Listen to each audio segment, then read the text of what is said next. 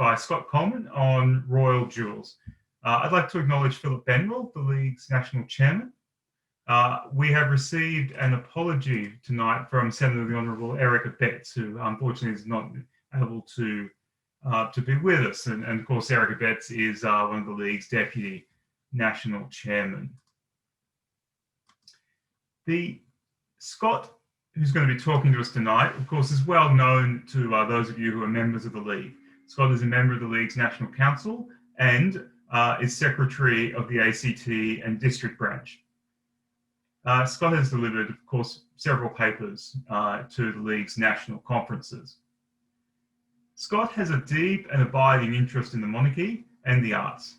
He has lectured at the National Portrait Gallery and the Museum of Australian Democracy here in Canberra on subjects relating to the Royal Collection of Jewels and Regalia. Scott regularly conducts history tours for special interest groups and the public at the Australian War Memorial and the National Gallery of Australia. Scott is a portrait donor at the National Portrait Gallery, and Scott indeed has twice had his works exhibited at the National Portrait Gallery. In 2008, he was awarded the National Gallery of Australia's Summer Art Scholarship. Scott's other interests include collecting royal and political manuscripts. Scott's talk tonight is going to start with a video and then the talk, and then there'll be an opportunity for questions. Now, the way we're going to run the questions is if you have a look in your Zoom app program, you'll see a Q&A icon at the bottom. And that's somewhere where you can enter your questions, and you can enter them through the night. And then when we get to the second half of the program, we will put them to Scott. All right, well, I'm looking forward to this talk, and so let's get started.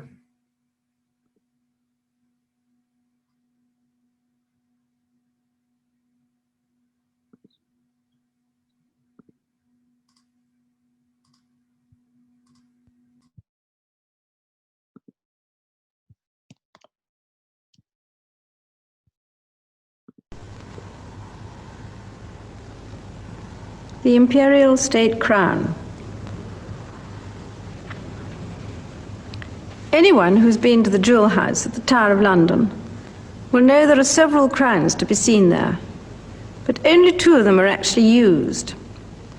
The St. Edward's crown and this one, known as the Imperial State Crown.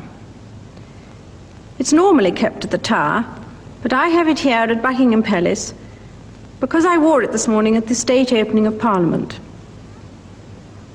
The crown as you see it now was made for Queen Victoria in 1838, but many of the individual stones have a much longer history.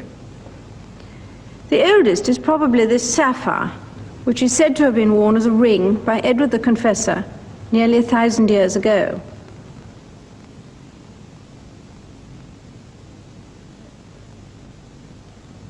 The pearls are said to have belonged to the first Queen Elizabeth. The story goes that this strangely shaped ruby was given to the Black Prince after a battle in Spain in 1367. I always like to think of it being worn by Henry V during the Battle of Agincourt. It's difficult to be absolutely certain about some of the other stones, because after the execution of Charles I, Cromwell had the crown jewels broken up and sold. The Black Prince's ruby, for instance, was sold for £4, but it was returned to the crown after the restoration of Charles II. Most of the bigger stones have had adventures. According to tradition, this huge sapphire at the back was carried off in his pocket by James II as he went into exile in 1688. It was over 130 years before it was restored to the crown. This great diamond is a more recent addition. The first star of Africa is even bigger and is in the scepter. Both of them are parts of an immense diamond which was found quite by chance by the manager of a mine in South Africa in 1905. Apparently, he just dug it out of the rock face with his walking stick. This is a model which shows you what it looked like. The whole Cullinan diamond, as it came to be known, was given to my great-grandfather, King Edward VII, on his birthday. The Dutch jeweller, who had to split it before it could be polished, was so overcome by the responsibility that he fainted as he struck the blow. But he did it perfectly. There are two smaller pieces which my grandmother always referred to as the chips. This crown is worn at openings of Parliament and after a coronation. The other one, the St. Edward's crown, is only worn once, at the moment of crowning.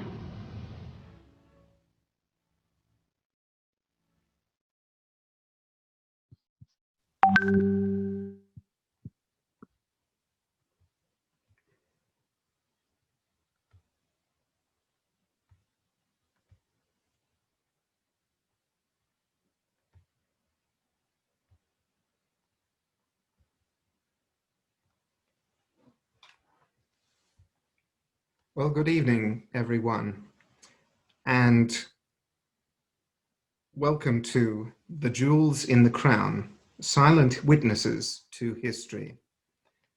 And thank you, Matthew, also for your kind introduction. 67 years ago, a young queen, Elizabeth II, was crowned at Westminster Abbey.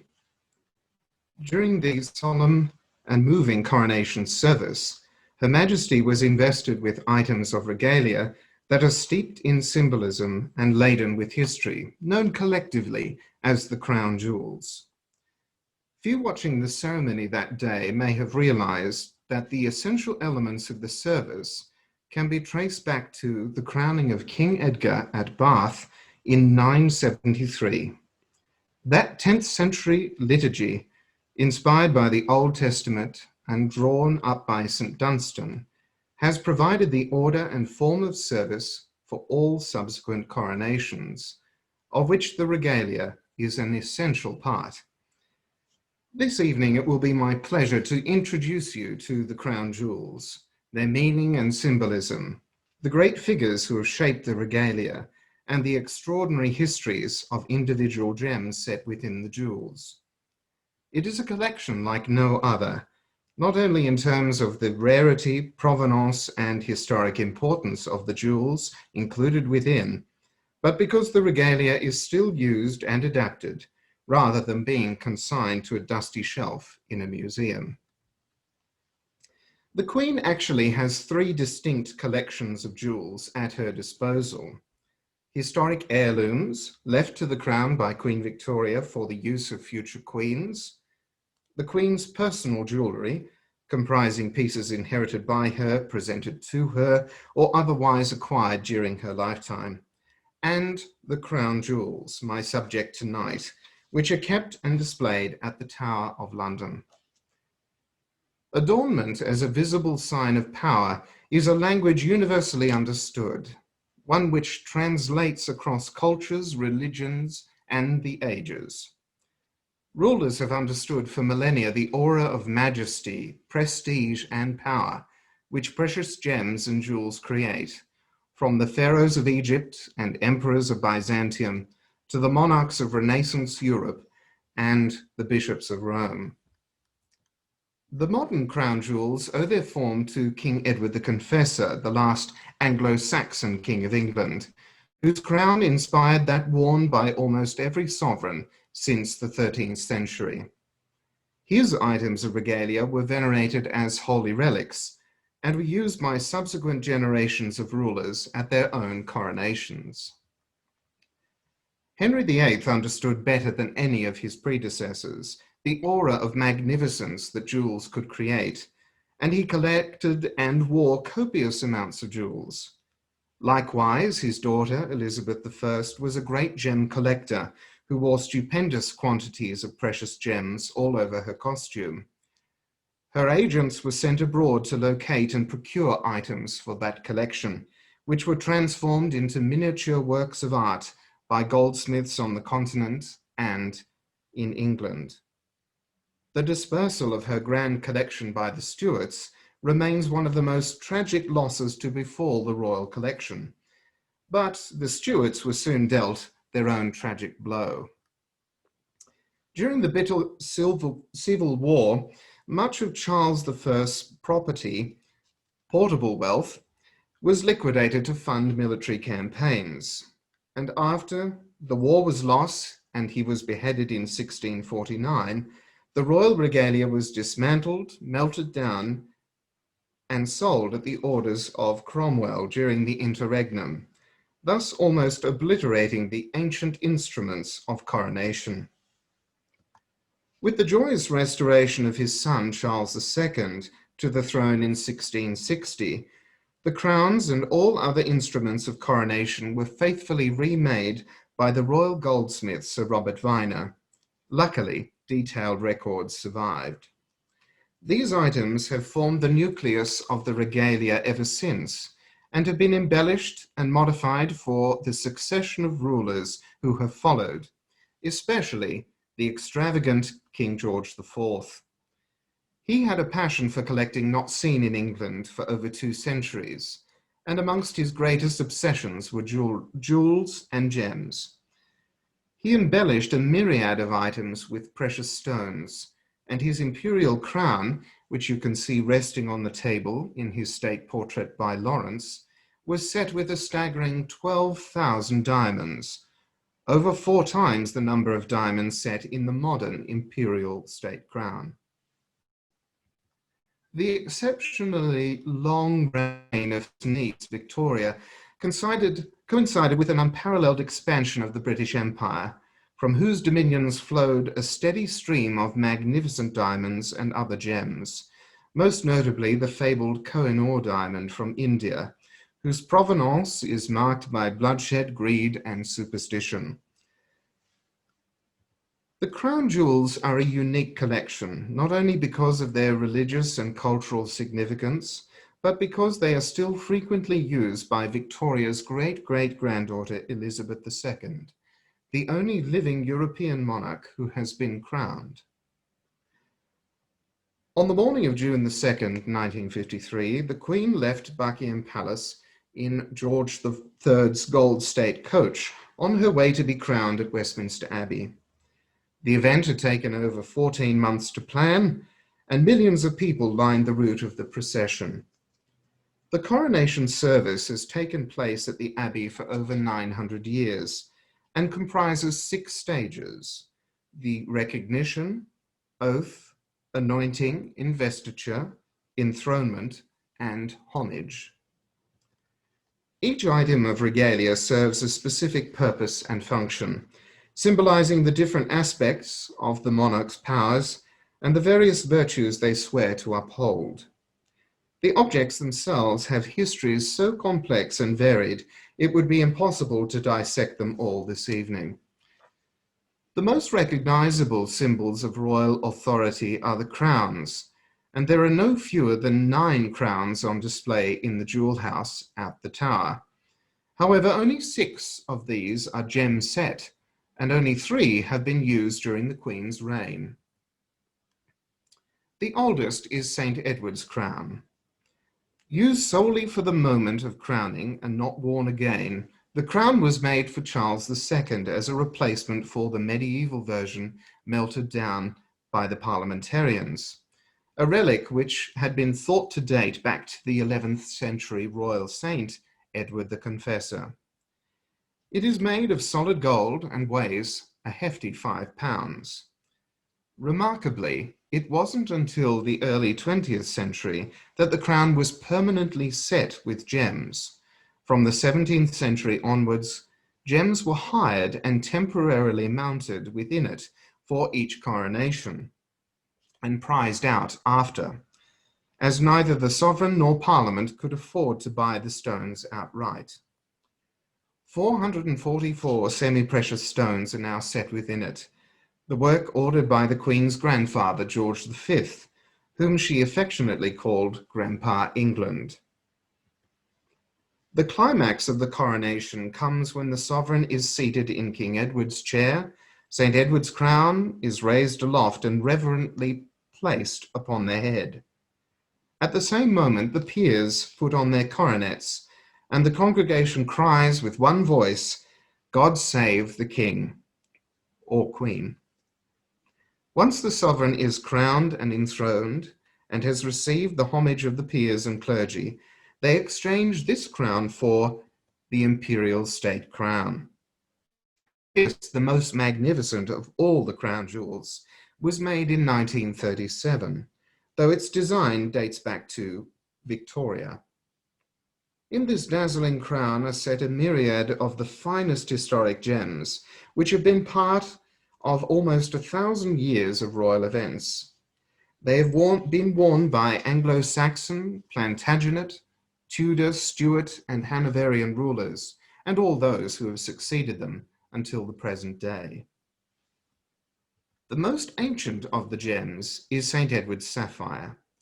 This stone came from a ring worn by Edward the Confessor, who died in 1066 and was buried wearing it in Westminster Abbey. And you can see the king depicted here holding the ring in the Wilton diptych in the National Gallery, London. In the 12th century, Edward's tomb was opened, the ring was removed from his finger and kept as a holy relic. It also has a rather romantic legend attached to it, as so many royal gems do. Impossible to prove, but a lot of fun. The king was asked for alms by a beggar, but carrying no money on him, King Edward presented the beggar with this ring. He turned out to be St. John the Evangelist, and the ring was later returned to the king. The stone was originally polished en cabochon. It was not cut or faceted, but its historic form was considered dull and outdated by the 17th century, and it was subsequently transformed into an octagonal rose cut. The Black Prince's ruby was given to Edward, Prince of Wales, known as the Black Prince, by Don Pedro the Cruel, King of Castile, after the Battle of Nájera in Spain in 1367. It has been part of historic events for centuries. In 1415, it was worn by Henry V in his helmet at the Battle of Agincourt. Elizabeth I wore it in her hair, as recorded in the famous portrait of the Virgin Queen at Burghley House, looking like a tomato at the apex of her headdress. And George I had it set into the brow of his state crown in 1714, as did Queen Victoria over a century later. The stone, a 170-carat irregular cabochon, is in fact a balas ruby or spinel, a semi-precious stone. It is of Eastern origin and has been drilled right through in the past for use as a pendant, with the hole later plugged by a small cabochon ruby. According to legend, Henry V placed a feather within the hole, which he wore in the battle. It sits today in the central cross pate of the crown, surrounded by diamonds, with a hidden gold lining on the reverse, engraved with the history of the crown. The 4 pearls which hang from the arches of the wand, or the globe, studded with diamonds, are known as Queen Elizabeth's pearls, though only 2 of them actually belong to the Virgin Queen, the others dating from Victoria's time. The pearls were given to Catherine de' Medici by Pope Clement VII on her marriage to Henri II of France in 1533, and she later gave them to her daughter-in-law, Mary Queen of Scots. After Mary's imprisonment, they were sold to Elizabeth I, who was unlikely to have worn them as earrings, as the story goes. She didn't really have pierced ears, according to experts, but rather as part of her costume. The Stuart sapphire, which weighs approximately 104 carats, is thought to have been smuggled out of England by the Catholic James II when he fled in December 1688. He passed it on to his son, Prince James, the Old Pretender, and it eventually came into the collection of the last of the Stuarts, Henry, Cardinal York. After his death, it was returned to Britain, becoming one of George IV's treasures. And by the time of Victoria's coronation in 1838, It was set into the front band of her state crown. Sometime in its long history, the stone was partially drilled for use as a pendant, like the Black Prince's ruby had been. And for George V's coronation in 1911, it was moved to the rear of the band to make way for the newly acquired Cullinan II. On the 26th of January 1905, a diamond of gargantuan proportions was prized out of the rock face at the Premier Mine in South Africa, discovered quite by accident by the mine superintendent. It weighed a staggering 3,106 carats, making it only over three times bigger than the largest diamond ever found. The stone was immediately named after the chairman of the company, Sir Thomas Cullinan, and was a worldwide sensation. After being secretly sent to London via registered post, whilst a decoy stone was sent by ship, the stone was purchased in the rough by the Transvaal government, who presented it as a gift to King Edward VII, the Queen's great-grandfather, on his birthday in 1907. The gesture was highly symbolic, designed to heal the divisions between South Africa and Britain after the Boer War. Edward VII promised that the Cullinan would be preserved forever amongst the heirlooms of the crown. The cutting of the stone was entrusted to Ashes of Amsterdam and was cleaved into 9 large pieces, which were then expertly cut and polished, a remarkable feat given the fairly rudimentary equipment available at the time. Over 60% of the great stone was lost in the cutting process, and eventually all 9 of the Cullinans entered the royal collection, and the largest, Cullinan I, a 530.2 carat pear-shaped brilliant, was fittingly named the Star of Africa and set into the sovereign's scepter with cross. Due to the enormous size and weight of the stone, the antique scepter had to be reinforced when the diamond was added to it. And you can see just how large Cullinan's 1 and 2 are when compared with the 1 carat brilliant cut diamond pictured in the center. The diamond set in the crown, known as the Second Star of Africa, weighs a stupendous 317.4 carats, roughly the size of a hen's egg, and is the second largest gem cut from the great stone. George V was the first king to wear it at his coronation, but not before his mother, Queen Alexandra, and his wife, Queen Mary, pictured here, who was a passionate gem collector, had worn it at openings of Parliament, clipped together with the first Star of Africa as a brooch.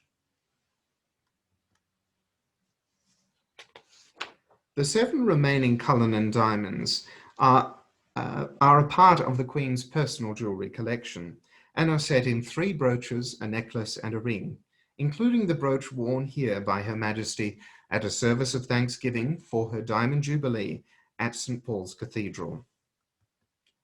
A further 2,867 diamonds of varying ages and cuts, as well as fine coloured stones and natural pearls, complete this stunning crown, which is frequently worn by the Queen at the state openings of the British Parliament. By the end of the 1930s, Victoria's state crown was literally falling to pieces.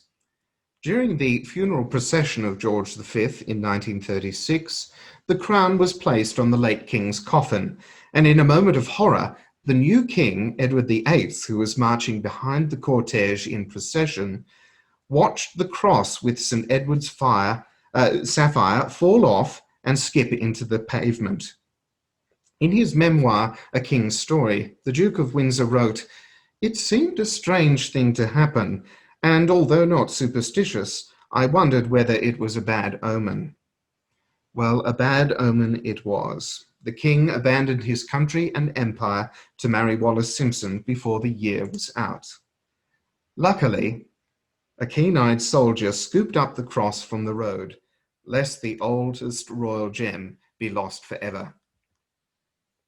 Thus, for the coronation of his brother, George VI, all the stones were taken out of the frame and expertly set into a brand new one. The crown has remained largely unaltered since this time, except for being made a little smaller and lower for his daughter, the Queen. I think it is safe to say that this crown remains the most dazzling in the world. Here we see the new crown worn by the king on the day of his coronation, with his mother, Queen Mary, wearing her own crown as a circlet, the princesses Margaret and Elizabeth, and his consort, Queen Elizabeth, wearing her own crown. The crown of Queen Elizabeth, the Queen Mother, differs from all others made up to this point in that it is made of platinum, a material which can be wrought into a far lighter design than a traditional gold and silver setting. The crown is set purely with 2,800 diamonds of exceptional quality, most of which came from a circlet of Victoria's. The large diamond at the front of the band was a gift from Sultan Abdul Majid to Queen Victoria in 1856, a gesture of gratitude for British military support during the war in the Crimea. The largest and most historic gem set in the crown, set in the central cross pate, is the Koh-i-Noor diamond, the name meaning Mountain of Light in Persian, which weighs an epic 105.6 carats. This legendary diamond, originating in the Golconda mines in central southern India, has had the most tumultuous history of all famous gems, having been the coveted treasure of rulers for at least 800 years, plundered, stolen, traded, and gifted by conquering Mughal princes, Iranian warriors, Afghan rulers, and Punjabi Maharajas, successively, before entering the British crown jewels. These included Babur, the first Mughal emperor, Shah Jahan, pictured here, the builder of the Taj Mahal, who set the stone in his famed peacock throne, and the Persian king Nadir Shah, whose treasury also included the Darya-i-Noor, the Sea of Light diamond, part of the Iranian national jewels in Tehran today. After the annexation of the Punjab in 1849, the stone was presented to Queen Victoria under the terms of the Treaty of Lahore. It originally weighed 186 carats, but its dull Indian cut of irregular facets didn't appeal either to Victoria nor those who viewed it at the Great Exhibition in 1851, and it was recut the following year. Only queens and not kings have worn the stone since it became part of the crown jewels. It is said to be cursed with bad luck for any man who dare wear it. Indeed, many of its male owners have met with rather grisly and tragic ends.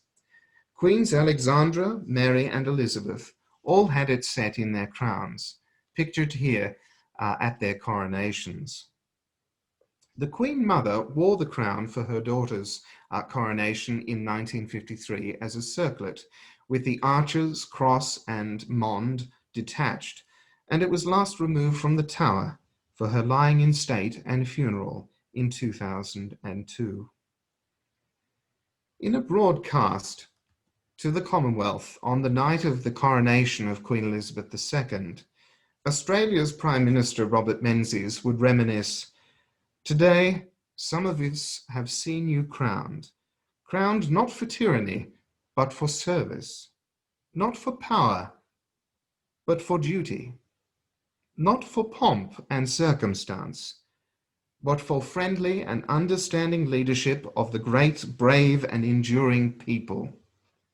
For us it was a day of joy, of proud memories, of soaring hopes for a glorious and serene future."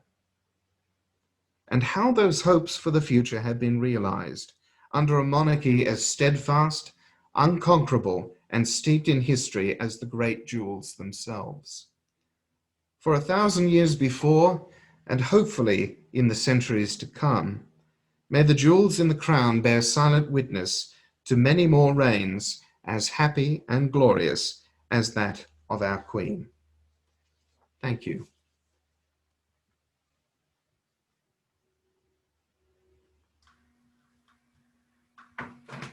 Scott, thank you very much. Everyone, I realise I neglected to introduce myself at the start of this talk. I'm Matthew Sate. I'm the chairman of the ACT and District Branch of the Australian Monarchist League.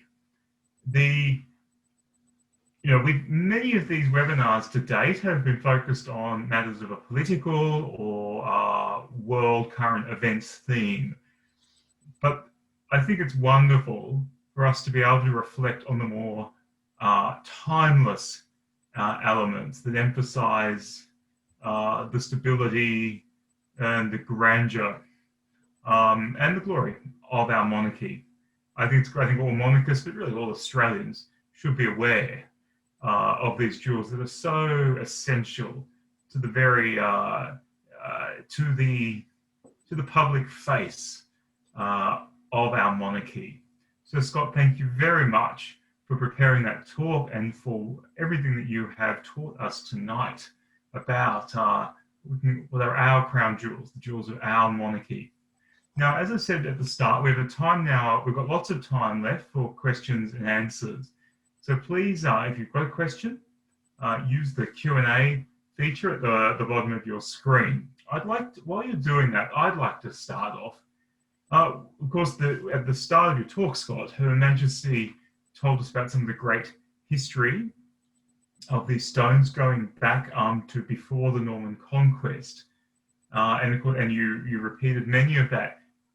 Are there any, of course, it's one of the great jewel, and of course you mentioned South Africa extensively. One of the world's great jewel producing nations is Australia.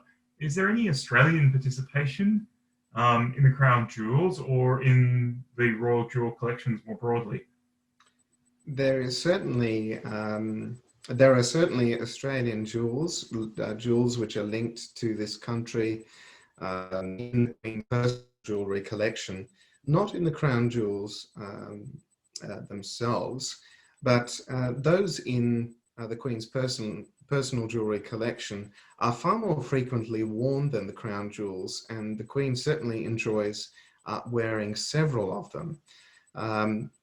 I might go back to the presentation. I have a few slides which will help people at home be able to visualise the Australian jewels, which I'll talk about. But a great question.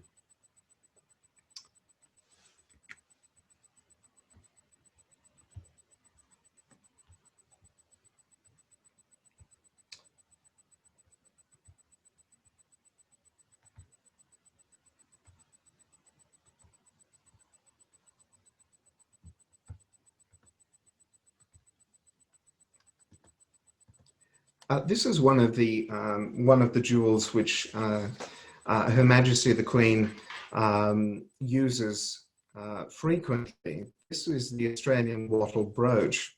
It was the brainchild of Robert Menzies, who in 1953, in preparation for the royal tour, which was to come the following year, he asked William Drummond and Company, probably Australia's greatest jeweller at the time, down in Melbourne, to produce something suitably Australian to present to the first reigning monarch who had set foot on Australian soil. And this is what they came up with.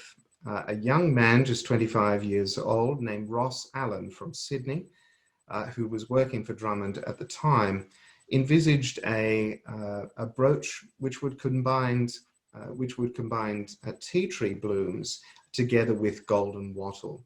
And those designs, which he produced, are held by the National Gallery of Australia today. Now, in those days, of course, Australia has since become a great diamond producing country and is particularly renowned for its coloured stones from the Argyle mines. But in the 1950s, coloured stones coloured diamonds in particular, were really just collectors' items. And thus they had to go to London, Amsterdam, and other of the great diamond centres to be able to find diamonds which would give a graduation of colour from sort of a deep amber to a light yellow colour. They were shipped to Australia, and this is the beautiful brooch. Now you can see the reverse of it here. The brooch was made um, by an immigrant jeweler named Joseph Mann, who interpreted Ross Allen's designs. And indeed, his signature can be seen in the center of the brooch. Now, the Queen has worn it on many historic occasions, including when she signed the Australia Act. She wore it when the Prince of Wales married the Duchess of Cornwall. And also she's worn it in Australia very frequently on her visits to this country. I think this photograph was taken in Canberra. There are other jewels which have an Australian connection. This one, also made by Drummonds, is an Australian hibiscus, and it was given to Queen Elizabeth, the Queen Mother, when she came to Australia later on in the 1950s. Originally, it was to be set with opals, but it was known that she preferred rubies, and thus rubies were substituted. And it was inherited by the Queen after her mother's passing, and she has worn it on several occasions since then. But for me, as someone who comes from a sort of a jewelry family and likes opals in particular, really the standout example is this Andamuka opal necklace. It was given to the Queen in 1954 by the people of South Australia.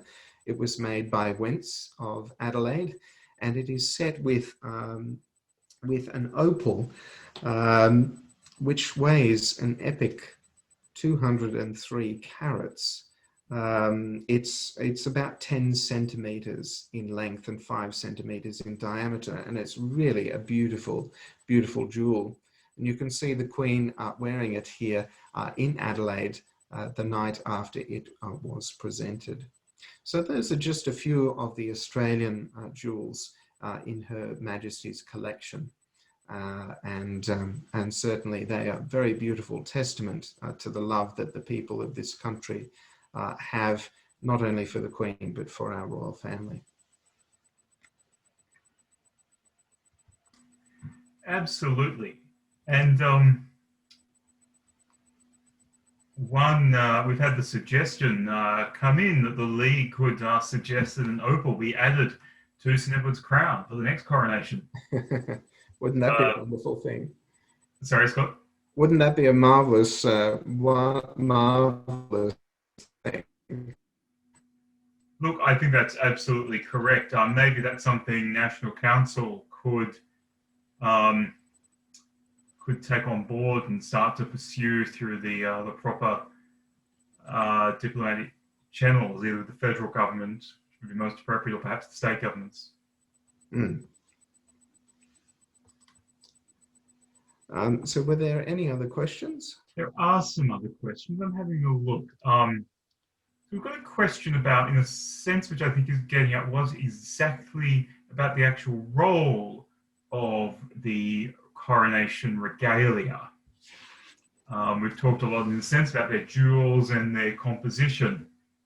Is there anything you'd like to add to that about the symbolism of a crown or of a scepter or of an orb? Well, a crown is... I'm rephrasing the question in my own words. Right. Well, a crown is really the ultimate symbol of royal authority, but the jewel house is replete with symbolic. Others represent the sovereign's spiritual and temporal power, and there are various other objects which a sovereign is invested with during a coronation. The sovereign really holds these in trust for the nation, and some of them, the history of them is so old and so great that they're steeped in myth, and there are some objects like St Edward's staff, which they don't really know what the purpose of that was to have been. The old one was destroyed at the orders of Cromwell, and they remade it, but in reality, they don't really know what it was used for. Probably the most significant, certainly to the Queen as a devout Christian, would be the two objects in the regalia that are used at the moment of anointing, when the sovereign is anointed with holy oil. The ampulla and spoon. The ampulla is a beautiful eagle, which is beautifully wrought. It was made in 1661 by Robert Viner, and it's a vessel through which holds the coronation oil, and it is poured out of the beak into the bowl of the coronation spoon. Now, the coronation spoon is itself significant in that it's the only lucky survivor of the destruction of the crown jewels. It dates from the 12th century. It probably dates from the reign of Henry II, I think, or Richard the Lionheart. It was sold for, I think, the sum of £4 to a former royal servant, Clement Kinnersley, and he returned it to Charles I's son, Charles II, when he returned in triumph to Great Britain. But the sovereign scepter, getting back to your question, it's been used at every coronation. It was made for Charles II, and really it embodies the power of the sovereign, but the sovereign, when they accept the scepter in the coronation service, they wear a glove, and that is that they exercise mercy when exercising power, as it were. The scepter's been changed and altered many times, but the sovereign is always below God. So at the top of the scepter you have a cross, and then an amethyst mond, which is like a globe.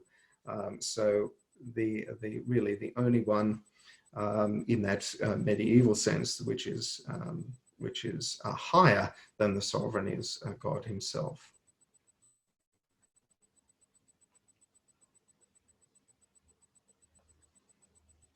Thanks, Scott. Yes, of course, both the symbolism and the significance of the coronation and of the regalia is, of course, a topic on which a great deal could be said.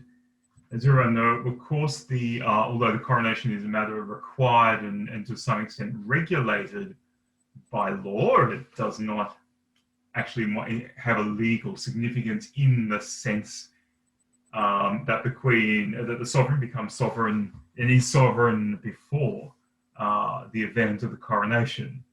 But of course, one of the great things about monarchy is there are many more things that are important about the monarchy than just law, and the spiritual significance of the coronation, I think, cannot be understated. Indeed. Also, I think its role in reaffirming legitimacy of the institution. A slightly different question. We've got a question about tiaras. Can you explain, what's a tiara? How's it different to a crown? Who wears a tiara and why? Well, a tiara is an item of personal jewelry rather than an object of regalia. A tiara really, it comes out of the ancient tradition of diadems. In ancient Rome and ancient Greece, people were, victors on the sort of in the sporting field, and military leaders, emperors were often crowned with laurel or indeed gold diadems. And this is a tradition that continued from ancient antiquity into the Middle Ages and beyond. But really the tiara as we know it is an invention of the late 17th and early 18th centuries. Certainly the tiara became popular. It was popularized by Empress Josephine of France, Napoleon's consort. And everyone in Europe copied the French in those days. Even George IV, who was who was particularly passionate about English history and loved everything Gothic. Even he absolutely adored France and collected everything French. So the tiara is really designed as a halo of light, which would crown the head of any married woman. Traditionally, only married women would wear it at presentations at court and at coronations, quite separate from the coronets or the crowns with which they wore at those ceremonies. So it's really just a nice bit of bling to wear on great events. And the Queen has a particularly rich holding of beautiful tiaras. There are over a dozen of them. In fact, all but two of them have been either inherited or given to her. She's had two tiaras made herself, one in rubies and one in sapphires and diamonds, but often reusing old stones. But they are also steeped in history, and they come from a variety of fields, from Brazil to the girls of Great Britain and Ireland, each of who contributed either between a penny or a pound for its creation. And they raised so much money in giving that tiara to the Queen Mary on her wedding that they were able to, I think they raised over £5,000 more than they should have. So they were able to endow a hospital and a soldiers and sailors fund. So they're certainly very popular and very popular to this day. Yes, they certainly are. You call them a halo of light, but they certainly add a luster Yes. to an occasion. Mm. Not, I should add, that I am at sort of balls and dinners with tiaras terribly often. No, very rare in Australia these days, although there are some wonderful pieces held in private collections.